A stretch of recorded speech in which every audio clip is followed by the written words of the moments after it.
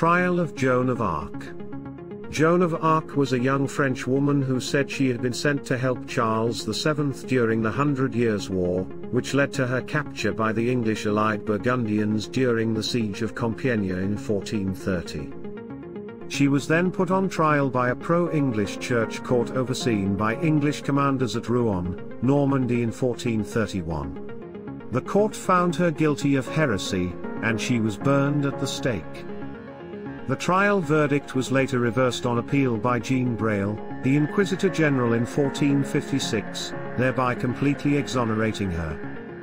Considered a French national heroine, she was declared a saint by the Roman Catholic Church in 1920. The trial is one of the most famous in history, becoming the subject of many books and films.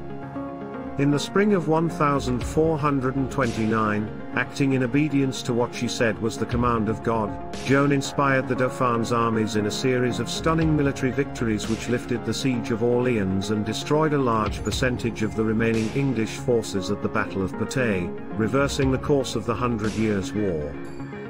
The Dauphin, Charles VII of France, was crowned a few months later at Reims. However, a series of military setbacks eventually led to her capture. First, there was a reversal before the gates of Paris in September of that same year. Then, she was captured in the spring of 1430 in the siege of Compiègne by the Burgundian faction led by Philip III, Duke of Burgundy, who was allied with the English. The Burgundians delivered her to the English in exchange for 10,000 livres.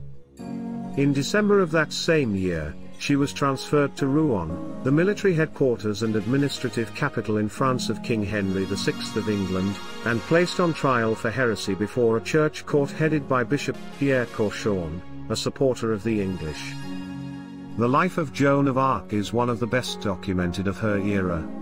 This is especially remarkable when one considers that she was not an aristocrat but rather a peasant girl. This fact is due partly to the trial record, and partly due also to the records of the later appeal of her case after the war when the trial was investigated and its verdict overturned. During the trial in 1431, a trio of notaries headed by Chief Notary Guillaume Monchon took notes in French which were then collated each day following the trial session. About 4 years later, these records were translated into Latin by Monchon and University of Paris master Thomas de Courcelles. 5 copies were produced, 3 of which are still in existence. The lengthy investigations and appellate trial during the 1450s produced additional information about the details and behind-the-scenes activity during the process, since the 115 witnesses questioned during these investigations included many of the clergymen who had served during the trial in 1431. They gave vivid memories of many incidents that are not recorded in the trial transcript, and described how the English government had manipulated the affair.